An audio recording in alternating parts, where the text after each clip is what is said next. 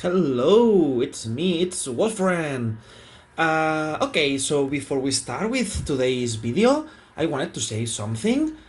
Two things actually. For starters, I wanted to apologize because I have been a bit missing. Like, I don't know if 1 week it's like considered to be missing, but basically, I had a lot of stuff going on with work and stuff, so I was not able to upload like the weekly and maybe half video I usually like doing. So I wanted to apologize for that. I always like to try to do one video per week at least, and maybe two. So yeah, that's basically it. I will try to keep uploading now. And secondly, I have been having one issue with recording, which is the thing that, like, I've been enjoying DVT1 a lot, and people it's enjoying DVT1 a lot in my shop, and like, I'm having troubles with recording things from the future. Okay, so because there is this massive gap between DVT1, DVT2, and we are like 2 months behind. I want to stay a bit more in the present for the time being and wait a bit more until I start again with the Zorga spam.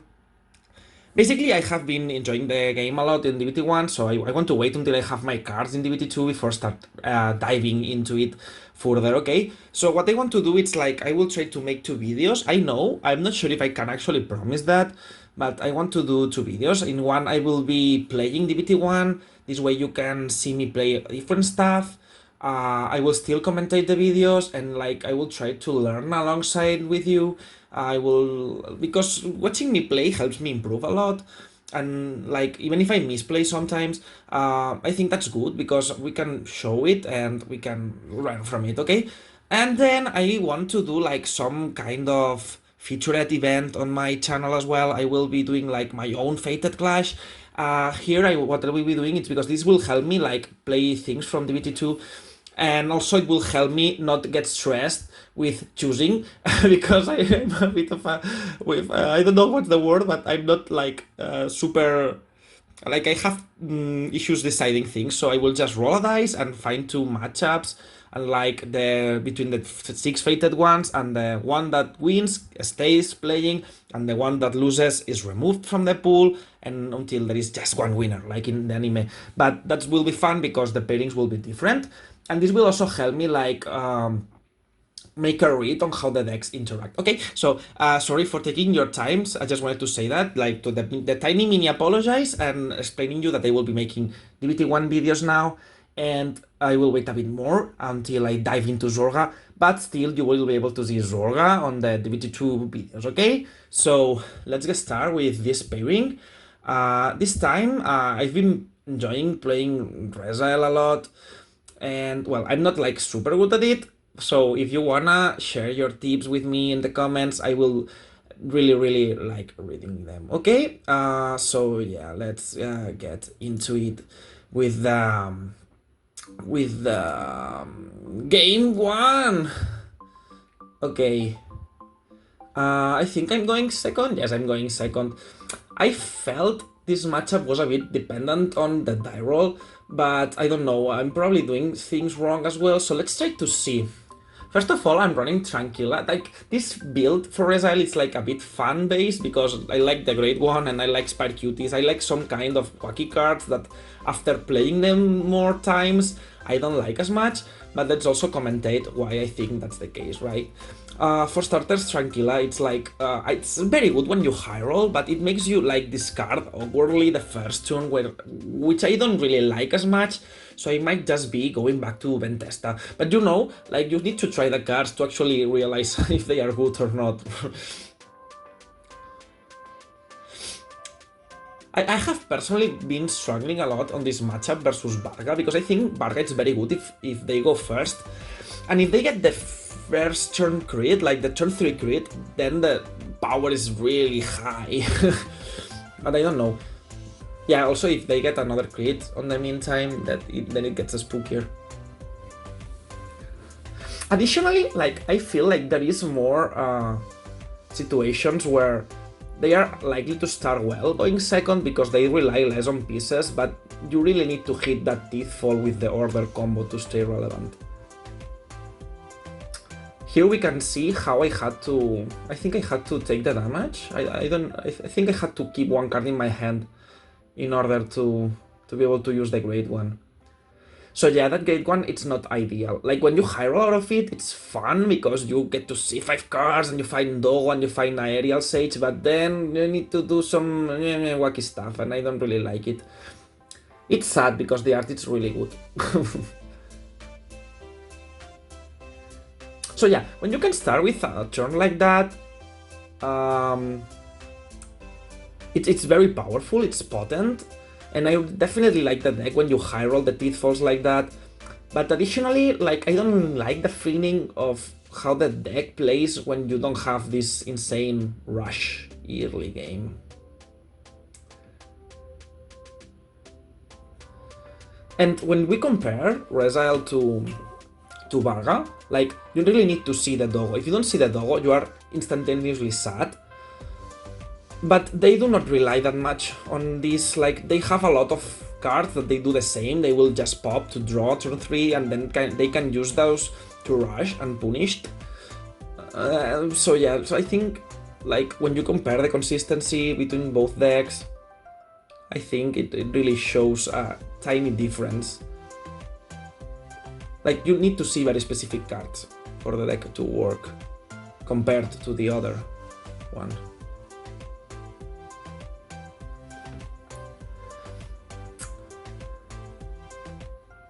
I think I'm not really good at with Rezael. It's like, with Zorga, I see very clearly when I have to slow the game down, but I have a harder time reading when it's good to do so with Rezael or not, because Rezael has a problem, which is the fact that you cannot really destroy your opponent out of nowhere.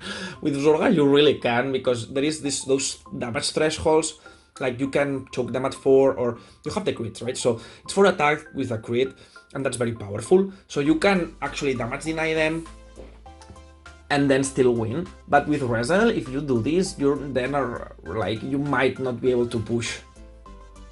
And I have some issues trying to read when it's the proper time to damage deny or when it is not. Like, technically, we can, if they use the CV1 here, we can then deny them, so they don't get to use the Divine. Since we are really behind, maybe that's what we should be doing. But I don't know, like, with Roga, like, I go, yeah, I can do this, but with Rezael, I'm always wrong.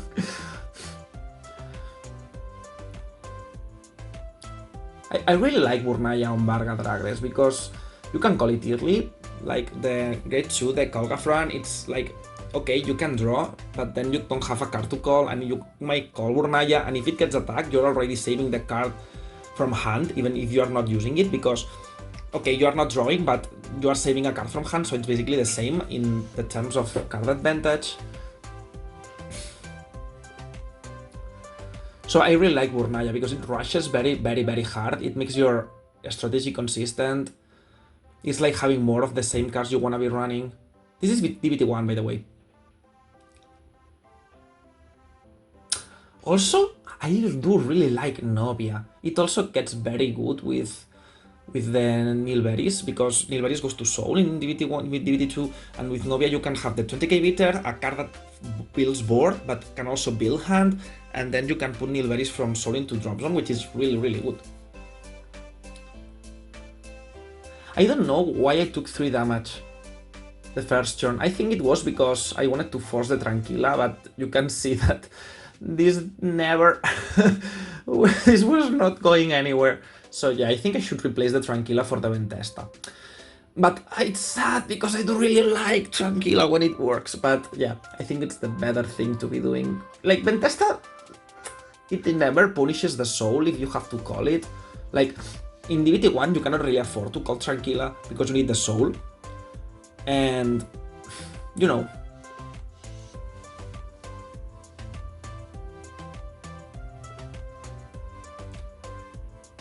Ah, I'm using the Divine Skill, yes, okay, I was like, what the fuck. Okay. So yeah, the other wacky card is Spire Cutie, because I think it really should be Catwalla. Like, I played a bit with Catwalla and it was a bit weak, and I was like, I don't know if I like that because I want to call a Bitter. But I don't know, if you go first, the beaters are not online yet anyway, and Spare QT it's not doing anything until like turn 4. In turn 4, Spare QT is really good, let's admit that, but until then it doesn't do what it should be doing, which is pressuring your opponent and then leaving for Mirage to keep the card safe versus Welsra or versus Varga. So I definitely think the Spare QT should be 2 Catwalas at least. The rest of the list I think it's fine, it's just like the Tranquilla and the 2 Spare QTs, which are a bit wacky. A bit wacky. Here, for example, maybe I should just push and I don't know, but like I'm not very good at telling. I'm basically dead, so probably pushing and giving the damage was not the right thing to do. I don't know. Like, I think the main misplay here was taking 3 damage turn 1, but I'm not really sure if I could afford not taking it, or if I was baited by Tranquilla, or what was happening. So yeah, I think that was the first misplay, so that led then into not being able to push. I think like once you're at 3 damage, not pushing it's correct, because you need to stall the game, because it's their only way to win. But I shouldn't have been led into that position in the first place, so that was definitely the misplay. Also, not having Dogo really hurts. So yeah, I don't like that aspect of Rezael. Like, it's really piece reliant, actually, because you need to see the Sage, you need to see the default, the Order, the Dog, and it's just a turn 2 play. And like, let's say you see Viscotti and you can draw into the pieces, you know, then technically Tranquilla helps with that, but then it can also weave, you know, so like, I don't know, maybe in DVBT2 Tranquilla it's a bit better. Do we heal? I think we don't. No, we don't. So technically maybe in DVBT2 it's a bit better, but yeah, I cannot really be sure. Okay, we're going first now. I think Rezael going first, it's very powerful. If you see the plays with the orders and stuff, the defaults, you rush, and you can destroy them. One thing, it's like confusing to me, because I saw all those issues in Japan with the timer, because they are playing the set order, which is a bit slow and really reduces your kill potential. But I think like Rezael can really kill an opponent turn 4. Like, you can't really do that. You just rush a lot. That, like, it's fairly strong, I think. Why am I taking the damage again? Is that trigger the only combination for me to activate Tranquilla? Maybe it was. Like, if Tranquilla is making me do that so much, probably the card is not worth at all. Because you don't want to go to 2, I want to be at 1 here. If Tranquilla is really making me take more damage, it's really bad. Like, terribly bad. So we should instantaneously remove it. Not even in DVBT2 should the card be allowed then. I don't remember what I was saying, but basically it is. Yeah, after seeing this, I think Tranquilla is a big no, because like it's 3 games we played here. It was actually 4 because 1 didn't get recorded, and I felt like that happened a lot. Like, I was forced into a misguard turn 1 in order to proc the skill. Like, sure, you get the Dogo, but you maybe don't get it. And it's also like only 8 decent targets for it, like the 2 great ones. So I don't think it's worth. But it's good to see the video so we can actually make the understanding of it, right? Because you can see or say or hear people say things, but if you don't try the things, you cannot really know for sure. But here I really experienced the problems with the card. So yeah, let's remove it. I will playtest more without it. I do also find some issues between, like, I don't really know if I'm doing the 5 attacks properly or at the right moment. Like, I always try to go for like 4 attacks and try to do the 5 when I really can afford. But sometimes I feel like I'm missing a bit of pressure, so maybe I should be willing to take more risks in order to improve my aggro output. But it's hard for me to tell when I should be doing one thing or the other, right? Especially when you can have both. With Zorga every time. You don't have to choose, you can have everything. Zorga is the true Griton of the game.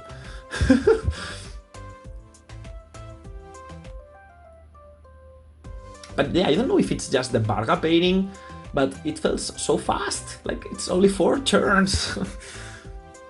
unless you try to slow down the game at some point for some reason.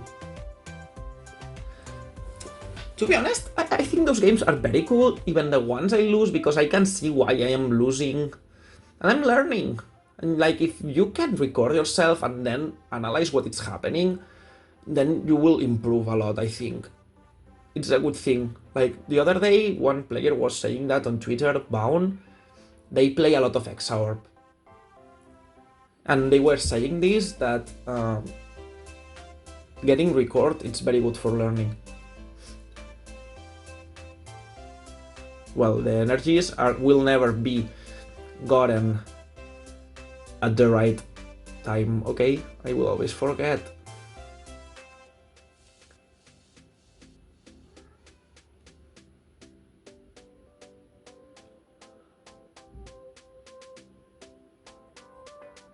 I'm not sure if he should have called the Boulder Axe turn 2.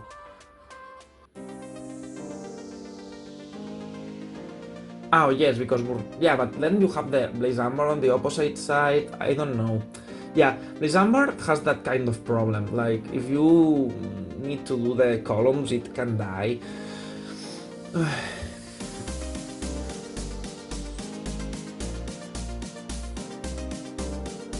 Oh, but he didn't get to defensive, so it didn't matter. My bad. So, I really think Rezael is actually fast deck when you go first, and the set order, like, I don't know, maybe you can splash it somehow, but I don't think you want, like here for example, yes, because how the grades align, but you don't really want to for fate pressure. If here I could have called an 8k for a 20k, I don't know, more power, 23, right, to play around the defensive, like, I don't know, it's more cards. Here it wouldn't have been because they have the 5k to intercept with anyway, okay, but I really think this deck suffers from the lack of pressure on some situations, so you really want to... yeah, here I thought it was like 25, so I tried to overguard, but that was a failure, miscalculation of power.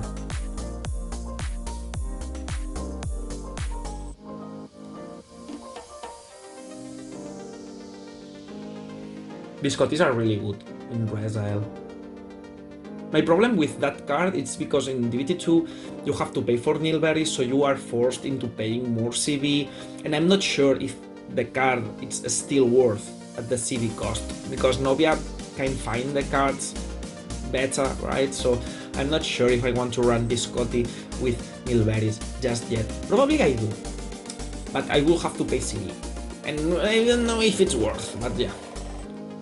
Here, that's a misplay, by the way. I think I should have taken one, just go to 3. Because here, okay, very cool, he didn't get a crit. Technically I save cards, but what if they do get a crit, right? So I should have go to 4, maybe it's a defensive, and I will save the cards anyway. And I need to go to 3, there is no reason not to go to 3 when the attack is safer, right?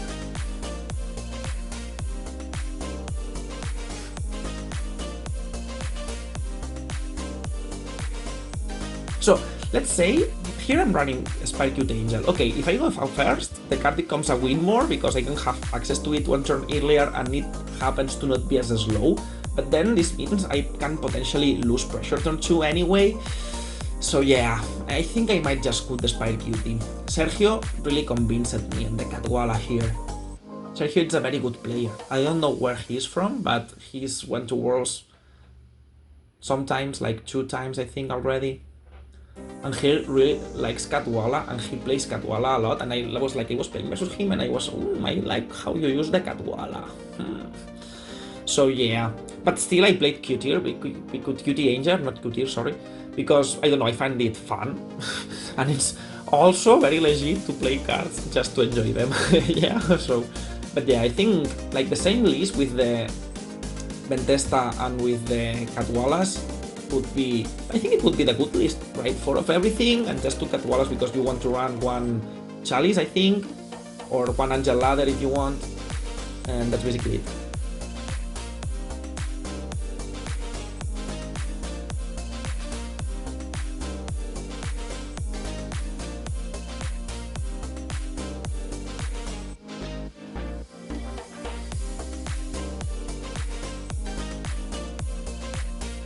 I'm not sure if the attack pattern is correct, because I have Smasher. Ah, but I can call the Smasher on the opposite side. Okay, yeah, I can. Oh, wait, no, this is not Smasher. Ah, I cannot call the Smasher, what the fuck? Because I'm at 3. Ah, okay, so I'm basically trying to do 30k attacks. This way they have to waste, like, they have one front, I think I saw them. So they have to waste at least 2 cards on every attack. And one will be saved by the front they just drive checked, but I remember counting the cards on their hand and they were like 8. So basically if they use 2, assuming they have triggers to do that on everything, they are very likely to lose, and then they can have the triggers, right? So I think a good way to use the 5 attacks, it's like if you try to cheese 2 cards on every attack, because if they are on 5, that's enough to kill them, right? I'm not sure if that was the optimal way of doing it with just 3 damage, but I felt like going for the most squeezing pattern was correct, so yeah. This is game 3, but I think I forgot to put this, so it will take me 3 years until the game starts. Okay, wait a second. Oh, I think this was actually the first game, yeah. Somehow the first and the last game got inverted. But it's fine, this way we can talk about it a bit more.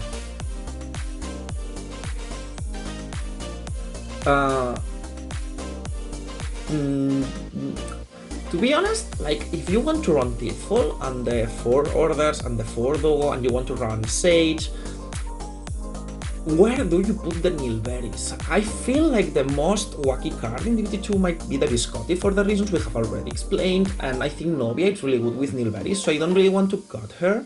I rather pay the CV on her and just grab top 3 cards. Like, Novia has this window where she becomes a bit worse because you have like Divine Skilled and you don't want to send triggers to bottom. But I don't know, there is a lot of situations where you can afford to do that and then you will just shuffle. So that's fine, right?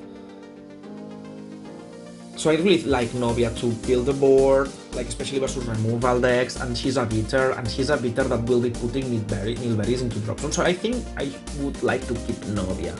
Especially because in DVBT2 she's free, you're not paying the soul, you're just putting Nilberries where it should be. So yeah, I might put the Viscotti.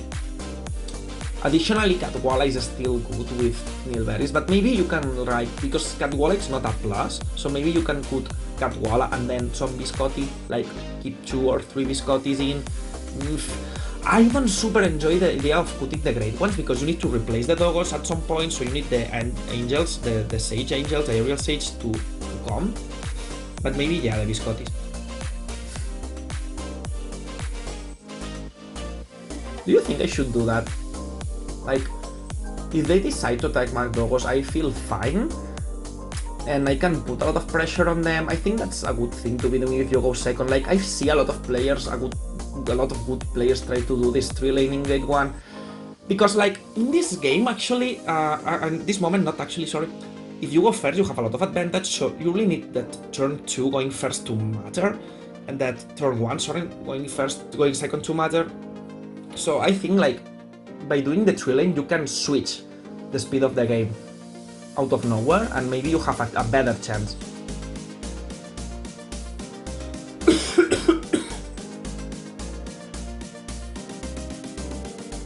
Here, of course, we got a defensive. He goes to Vanguard? Okay. Yeah, let's not raise the crit. That seems reasonable. And now we just lose a dog, but that's fine. We're just trading the card. Look, it's a 1-for-1 anyway. We can choose to, of course, trade a worse card in our hand for it. That's also fine. But I really think we should be putting that kind of pressure if we go second.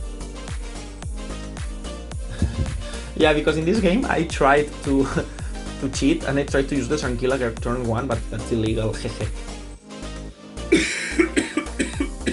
When Tranquilla does that, it is so fun and so good and so cool, but it's not what usually happens, so too bad.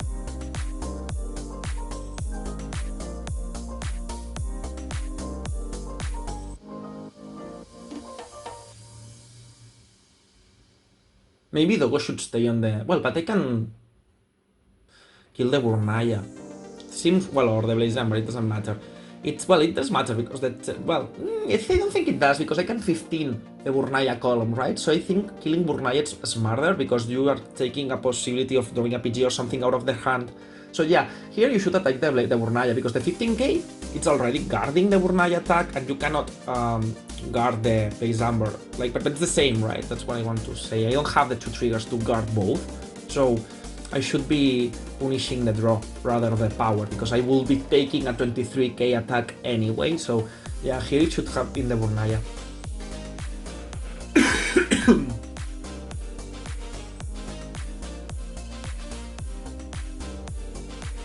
But it depends on how many triggers you have in hand and how many, like, how are you going to guard the next attack? Because here you will see I can only guard one of the 2 23s, so I'm just giving them 1 card in hand, so I shouldn't have done that. Maybe I lose because of it, I'm not sure, let's see. Nice! We heal, we can intercept, yay! Well, we not heal, we get a defensive.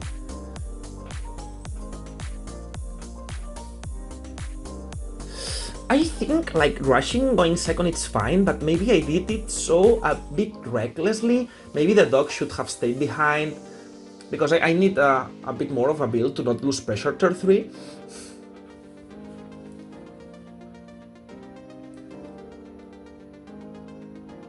So I think we should definitely put the pressure, but maybe I should have saved a bit more of cards to have more pressure, like to be better tempo-wise.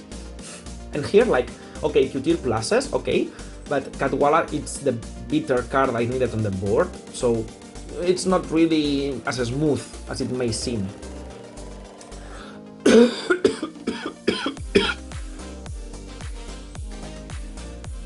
Also, we had the Biscotti anyway, so she wasn't really needed. Maybe we could have kept one Teethfall in order to play the Minerva card next turn in order to recreate the board. Let's see if that matters, because that could be another argument against Spike Cutie.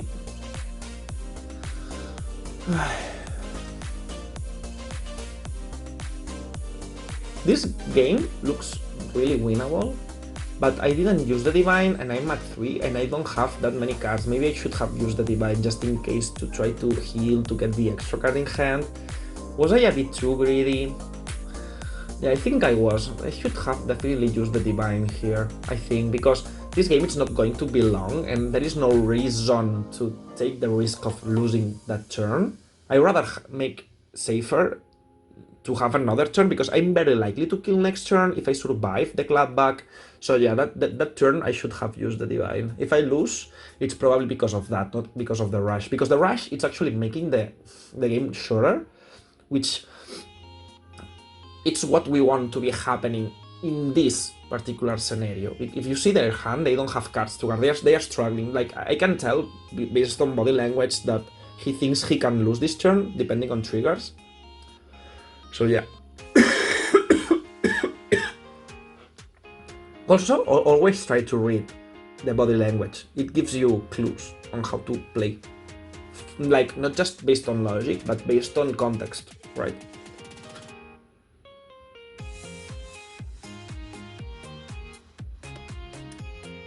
Also, no Aerial Sage here really punishes me. I think maybe the dog that died should haven't died. I should have kept it to use as a booster for Rezael here. So maybe that dog that died to nothing to kill a grade 1 that didn't matter shouldn't have died. So I could have a booster for Rezael, and that's how I win the game. Like, rushing was okay, but I shouldn't have risked the Doggo for nothing. And like, the turn 1 was fine, but then turn 2 you just put it behind. You don't trade it for the card. This way you can put a booster on Rezael. And that's also why I think like the 4 Sages are fine. Because you really want to see one, no matter what. Even if it's turn 1, you just make sure they have to take it. So I'm actually pretty happy about how this went, because even if I lose, I can tell where the potential misplays are. I think I could have killed him here. right? I don't remember my draft check, but just imagine they cannot guard the Rezael suddenly, and they have to take it. It's a crit, right? Like, if you go second, you need to switch the tempo in your favor. So the good way of doing it was rushing turn 1, then don't let the doggo die and put a booster behind Rezael, and that's how I would have won. Like, maximum cheese, but not overcommitting. And also, of course, using the divine skill.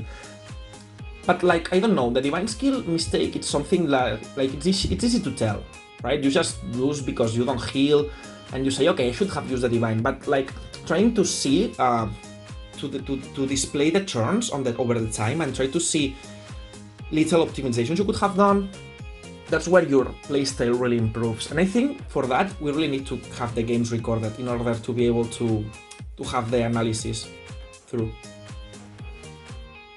And like, sometimes we might forget tiny things, that's fine. Sometimes we're just tired. Like, not using the divine here was something that happened because I didn't think too much, but if you're in a tournament, you definitely take your time to think about that kind of thing. But realizing you should rush one turn, then skip the booster behind, it's something that is a bit more complex, especially because it's easy to get greedy and go trading. But like, trying to squeeze the value of the card, like putting the pressure on turn 1 and then saving the card. That's smart, because that card, it's getting one card out of their hand for free and then survive to go back to hand where it's more powerful. And it's boosting Rezael by doing that, because I can call the booster there instead of the 10k that doesn't really hit.